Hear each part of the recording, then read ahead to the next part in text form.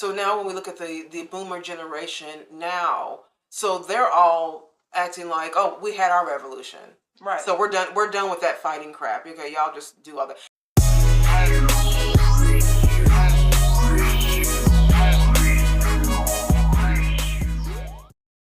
Hey, hi guys, welcome back to the second half of this video. I'm going to be reading a email today. I'm going to try to skim through this because it's a longer email. It's from Brian. Oops, where's he at? Brian Simmons is his name. So what Brian is bringing up is the boomer generation, the black boomer generation. What he says, I'm going to skim through this, but he says, the reason for this email is a topic I would love to hear your opinions on, is the failures of the black boomer generation coming out of the late 60s, early 70s. I am Generation X, and now that I am older and wiser, I had my epiphany matrix moment. I am able to look back and analyze the big picture with more grounded discernment. I deeply study the 60s decade because I feel it was a pivotal period of change coming out of slavery to Jim Crow, only to fumble the political bag in less than 50 years. Facts, right? It gave the system a free retooling period. I look at the state of the black collective and the stagnant state we are in. It all points me back to the passive sense of we have made it, and applying a bootstrap mentality that they pass on to future generations. The failures of the black boomer generation. So they kind of went. That would be mom's generation. Yeah. So okay. So what happened with the mid-late 60s was the civil rights. It started a little earlier, but it hardcore. Malcolm X and all, Martin Luther King and all that. It was already started right. At the beginning of the 60s, but it really got, the Rosa Parks era. That when you when Martin Luther King came on the scene, that's when we started seeing the real stuff, right? We're in it. So how do they fail us? They well, I guess when you look at it, what's happening now, you can see the progression. It's probably what you're talking about, Brian, because you can see the progression of that mentality to now. Now, Martin Luther King, what's interesting about him is that he was wanting, like, obviously civil rights and all that for black people, which is all perfectly fine. But then what happened is that there were some, they call them race baiters, like the Jesse Jacksons, the Al Sharptons, these types of people, globbed onto that movement. And then it morphed into us feeling victims. And they pushed that oppression talk. Martin Luther King wasn't that. I think that he was more of, we just want the rights, and I'm going to fight for this.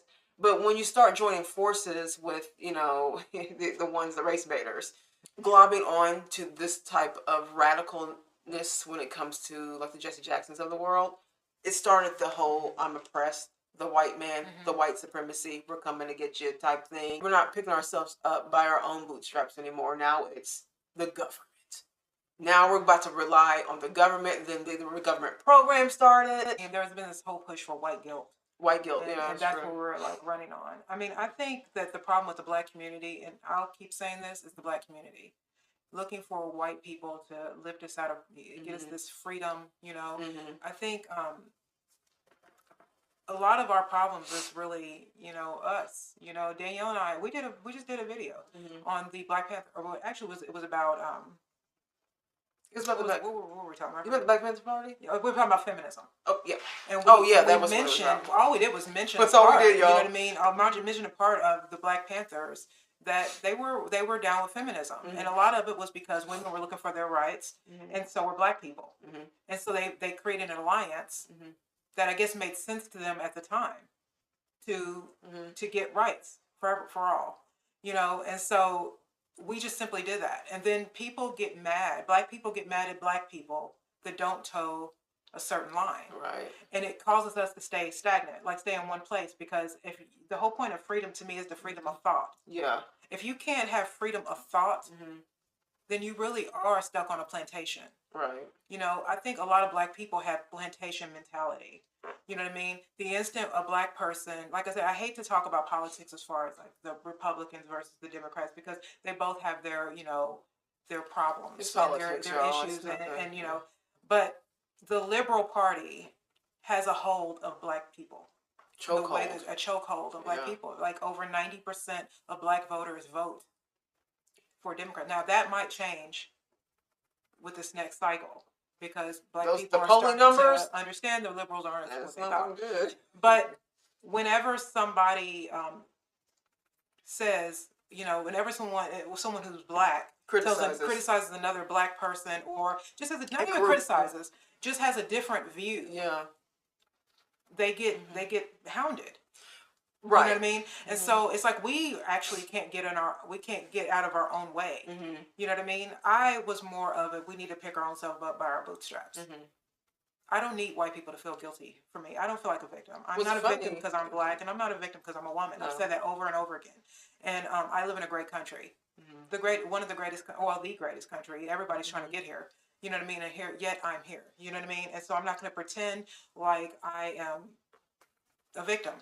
It was funny. The funny thing is that when we were liberals, Kara and I still were always living our life as pick yourself up by your own bootstraps. We were just. I wasn't raised that way. We were So I didn't know that was conservative mindset necessarily. I didn't realize that was more conservative mindset until I became a conservative. So I'm like, because being a liberal, they're like, no, so programs, welfare.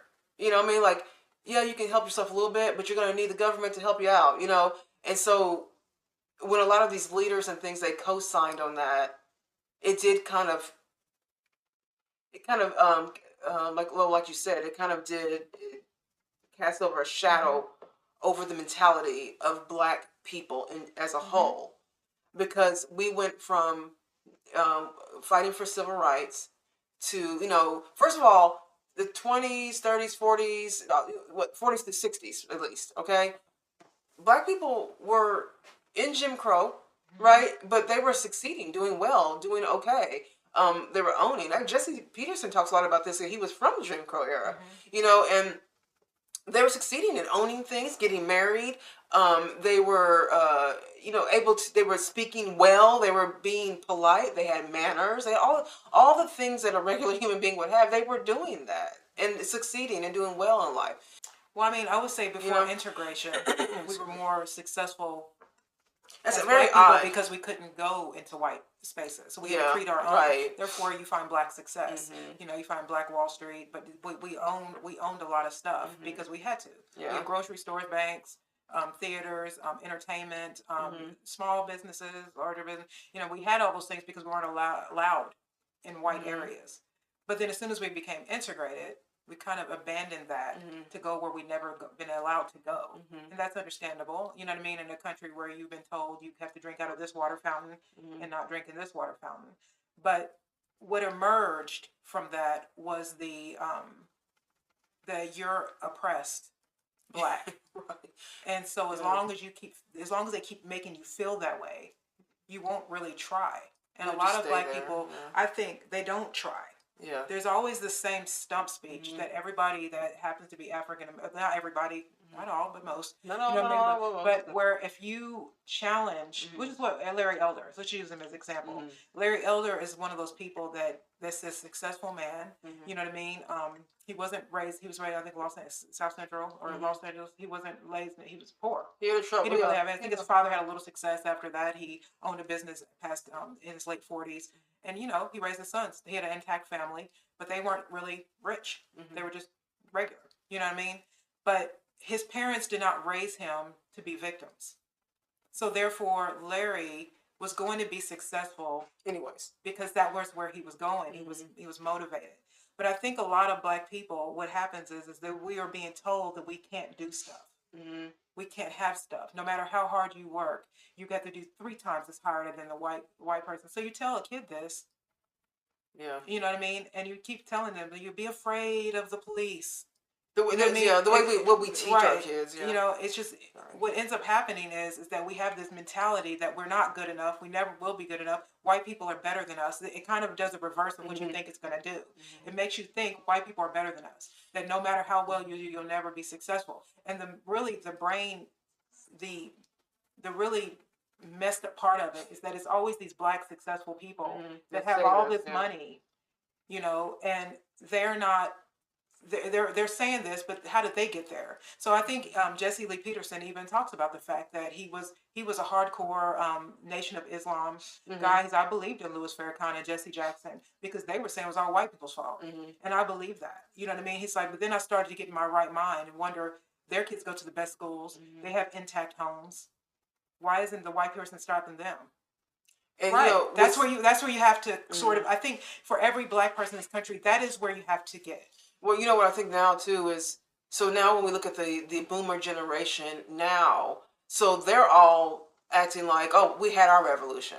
Right. So we're done with that fighting crap. Okay, y'all just do all that. So now they're doing the oppressive thing. Now they're starting the oppressive talk. You're oppressed.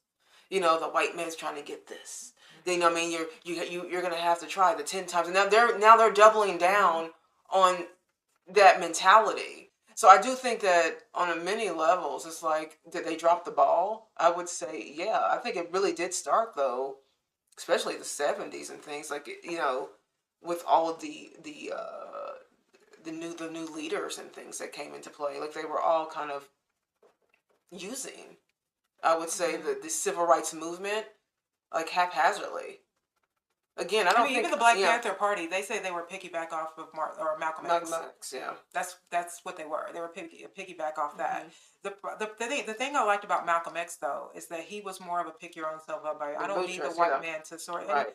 That's how I feel. He was like the Booker T. Washington. Booker T. Washington too was like that. You know, he was a very much so pick yourself up by your bootstraps man. And, you know, and he made a whole school on that mentality, and people were operating off the mentality. Malcolm X, you know, people were operating off. No one in the Nation of Islam at that time when Malcolm X was talking about I'm being oppressed. No one was talking about that. They were just separating themselves, right? So the nation separated themselves from. But what happens to a lot of these organizations is that they get co-opted by the political party. Yeah, that's what messes it up. So it's just like, you know, Martin Luther King sided with the Democrats, and they signed the civil rights. LBJ signed the Civil Rights Bill and the Welfare Act. You know what I mean? And so we felt like we had overcome because of that. And in a lot of ways, we certainly did. You know what I mean? What I'm saying is that even with the Black Panthers, you start seeing them hanging out with Hollywood. You start seeing stuff, and then Hollywood is liberal. It starts to tie into the Democratic Party again. You know what I mean? Same as BLM. We're trying to keep black men from getting killed from white cops. Then all of a sudden, all the liberals are saying Black Lives Matter. And then you start seeing George Soros is now funding them. It's funny when you see Hollywood get into any of that, you already know it's already going down. And I think that what happens with, I mean, I know how this is going to sound, but I think what happens to what happens to black problems is our hardcore alliance to the Democrats. Yeah. Because they just pander to us, and then they don't do anything. And we're sometimes so lost in like a victim sort of mental state. Like I said, if you can get people riled up and angry with little information, you can make them really radical. It's true. You know, a lot of people I don't feel oppressed. You know, when I had to start all over, it wasn't because I was black and I'm a woman. It's because I made financial mistakes. Yeah, that got me into that position. What kept me off welfare is because I was raised by a woman who didn't receive it. So then when you have black people, which is happening right now, that are starting to flip their mindset and start to have independent thoughts. And this is where it gets weird for the other side, right? Because black people cannot sway off the plantation. Because once you sway off the plantation, okay, that would be the Democrats, okay? Once you sway off of that plantation, then you're having an independent thought. And that means, they might find out some stuff. They might start looking into some stuff, and that's exactly what's happening right now. And then the boomer generation right now is trying to stop that. They don't want anybody black that's, you know, a little younger or whatever. They don't want us talking about any progression of any way, but they call themselves progressive. It's like, no, they're screwing it up. They're trying to put a wrench in it so you don't think more, higher, bigger. And by the way, most of the inner cities that are broken down, whether it be Compton or Detroit or all of them, Ferguson and all these, are all Democratic run. You guys are all Democratic run. All Democratic run. I mean, it's just, to me, it isn't about liberal or Democrat, but I would say that at least the Conservative Party is not spearheading the BLM, women's movement, and LGBTQ. You know what I mean? It's just, Yeah. the thing is that those are I feel sorry for me parties. Yeah. And they take your emotions and they use it for votes. Right. And we fall for it every single time. Yeah. And I'm just tired of seeing, really, I'm so tired of seeing Black people just listen to these like race hustlers. Al Sharpton has a consultation with every liberal president and president hopeful.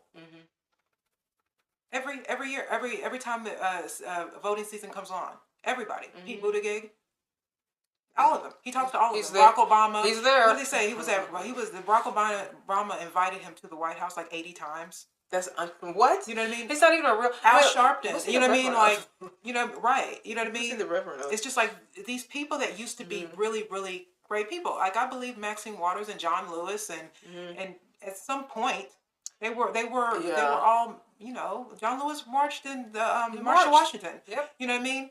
But the political system got a hold of him, the Liberal Party. And so he's just going to stick with party lines. And he doesn't care if it really hurts Black people. I mean, RIP, he's gone. But I'm just saying that it's a problem. It's a sickness, really, with us in that party. I think where the boomer generation has failed us is that what they're saying is feel like a victim. Feel like a victim. Stay that way. Stay victimized. Stay feeling like you're under attack. Yeah. Keep that up. Yeah. They double down that. Yeah. Keep feeling bad about yourself. Keep being the person everybody hates. Keep doing it. I mean, because even Brian mentioned the socioeconomic where we're at in that as a collective. We're still not, you know. I mean, I hate to say it, striving like we should be. Yeah. Like economically, we were. I mean, economically we were way better off. Ironically, during Jim Crow than we actually are today. That's just numbers. Because we owned more. Our homes were intact. We were all going to church. We were all building neighborhoods. Now, you can talk about the religious stuff all you want, but if you look at the building of businesses, the intact homes, the low rate of single motherhood. Think about that. My mother was a single mother. And the fact that I'm not on welfare is because this one woman just did not, my mother was a young mother too, of two. Before she was 20, she had 2 kids. My mother would never go to welfare or food stamps. And she taught us that. And so no matter whenever I have lost money and had to start, it's never been my mind to go straight to go get some kind of social help or some kind of, help. It's this, it was never taught to us. It was never taught to me to do that. Because even my worst times, with money, when I had none at all, I remember people would say, "Oh, you guys should go and get welfare," and whatever. And I didn't even know where to go. I'm like, I know, because that's not part of how I was brought up, so I don't even know about it. But I didn't even know. It dawned on me, where do you even go? I don't even know where to go to get that. So it's like our that one character, that one woman decided to keep us out the gate. She kept us. She didn't abort me. She didn't abort us. She didn't push us adopted. She kept us, and then she worked her ass off, to give us a somewhat normal life. Now, we did not have things growing up like that. We had an apartment. My mother got us out of. By the way, without welfare, my mother also tried to get child support one time by my dad. Yeah. She couldn't find them, and you know what she said? I don't have time for this. No. I will just work 2 jobs. Yeah. And she did that. My mother's a hard worker, and that's where we get our work ethic from. You know what I mean? But not only that, my mother got us out of the hood and got us into a better neighborhood with better schools, but we didn't have furniture. We had no furniture, you guys. And I remember when we were younger, sometimes we used to be embarrassed to bring people friends over because we didn't have money, but my mother knew that the opportunities in a more integrated, there's not all one race of people, because that's also a thing. You have to be around. We were in black schools. You have to be around other people. A lot of times, Black people, the reason why they don't like white people is because they're only around Black people, and they don't know how to be around. If you're only around Black people and your neighborhood is depressed. Right. It's easy to bounce off your negativity on each other and think, "Oh, I hate white people." That's why you look at people like a lot of these basketball players and they don't hate white people because now that they're out of the hood, they're around other people. Yeah. You know what I'm saying? That's just the nature of what it is. That's but mental, my mom though. That's never mental. Right. My mom also, as a single mother, did not glorify single motherhood. Therefore, Danielle and I have never been single mothers. Yeah. Our mom actually, when it came to single, this all goes into it because. Even when it came to the single mother stuff, my mother always was stressed that what she's doing as a single mother You don't want to do this. This is very difficult. She ingrained that in us. Now I know that we're older now. We don't yet have children, but I feel like thank God that she had the presence of mind to understand. To say that because we took that at a young age, we took that seriously, like that single mother being a mother. We took that so seriously, and her stressing how important it was to not do this alone. It's not easy. That really helped us, and I feel like what we have now is like there's a lot of people who are teaching their children like the opposite. And so. It starts in the home. It starts in the home. That's what I'm saying. It starts in our home. The Black community has to get the home together first. We have to stop thinking that some policy or some social program is going to save us. It's not. It hasn't. Like what can someone say? Well, slavery was a policy. It was a law. Jim Crow was a law. The welfare state was a law. The Tuskegee experiment was an experiment. It was a law. A government experiment. If any group of people in the world should be wary of freaking experiments and laws, it should be the Black community, because we've suffered so much over our time here. But we've overcome. And then when we overcome, it's because we decide to stay in our own homes and deal with our own issues and stop trying to project and make someone else our monster. Brian said he has he's now looking at, he's older now, he's looking at the bigger picture now. I agree, I did the same thing. I mean, we're Gen X too. Yeah, so it's like I'm looking at the bigger picture now of it all, and now I just see a lot of people who are over-sexualized, saying they're oppressed when they don't even understand that, screaming racism every time, any chance they get, they scream that, and the white supremacy, also. So everyone's just kind of like, it's an out-of-control type feeling, and I feel like back in the 50s and parts of the 60s, families were more, father were there, and families were more intact. So even through that civil rights thing, even though they were officially being oppressed, they still had courage, manners, and stability in their homes. They still had fathers, they still had all these things. Then it kind of went crazy when they started adding the welfare, because then your government's your father, your government's your husband. But the reason why I love the show Good Times, because Good Times was a show set in Chicago and Cabrini Green, and they were poor. They weren't on welfare. James worked sometimes 2-3 jobs, but they had an intact family, and all 3 of their kids were fine. Yeah, this was. You know why? Because they had their dad in the home. Their father, the backbone of their home, no matter what, he would yank them up and keep them from becoming what he knew was out there, the monsters, because that's what men do. They fight the war, and they make sure everybody in the house, the woman and kids, are safe. And even though he couldn't afford to get his kids out of Cabrini Green, because that was he had a 6th grade education, but he was effective. That his younger son was able to stand up for civil rights, and his older son had a talent that they cultivated. They kept making him do it. His daughter also was smart, but and he kept her off the streets. He kept them off the streets, and they felt blessed, because when you have an intact family, you have wealth, real wealth, because you have values and you have something to strive for, because everybody's there is showing you don't need a civil rights leader. You need a father. Which is the point that Jesse Peterson makes a lot on his shows, which is why I like that show, because he says that a lot. That why do Black people always need a leader? Because, you know what I mean? Like, we don't always need to have a leader. I understand you have inspirational person. I'm not against that. But he does make a valid point. It wasn't until we started getting, like, these leaders, it's kind of when we all kind of, like, lost our way. Booker T. Washington was into Tuskegee Institute, the college, and he was also trying to get Black people, because he was a slave. He got Black people educated. That was his number one thing. Education. Because he understood if you don't have information or knowledge, you will fall in this country, and that was the most important thing to him. W.E.B. Du Bois was more of the faction, he was saying, of the protest. Now, don't get me wrong. There is a reason to protest. There's never. I'm not saying I believe in the freedom of speech. Me too. So there is a time for protest. But do you think that we would be protesting as much as we are if our homes were intact and we were building wealth within our families, and our kids were going to schools, and even our Black neighborhoods were neighborhoods we weren't afraid to live in? Yeah. See, I'm not saying there's no time for protest, But if we've been protesting since the 60s and our single mother rate is getting higher and higher, and our abortion rate is getting higher and higher, and you have to put, at some point, you have to ask us, what are we doing? Right. You forget about these white people. What are we doing to What's the responsibility? When do we take responsibility? When's that going to happen, Black people? When are we going to say that we're part of our own problem? I feel like that's the big problem that's happening, because even like in the when they were marching and the sit-ins and stuff like that, when they were doing all of that and protesting in that way, they were protesting because they were being oppressed as Black citizens in this country, a country that is they're naturally born people here. They're supposed to get all the rights that you're supposed to have in this country when you're born and raised here, and they weren't getting that. They were actually oppressed. So it made complete sense to what they were doing. What does not make complete sense is what we are doing now. What the hell are we protesting? Because there is not oppression. And I think that it's like a slap in the face to the people who were actually being oppressed back then, to think that what we're seeing now is any form of racism or protest, or racism or oppression. It's not. It's like we need to have a cause. Like our need to have some cause.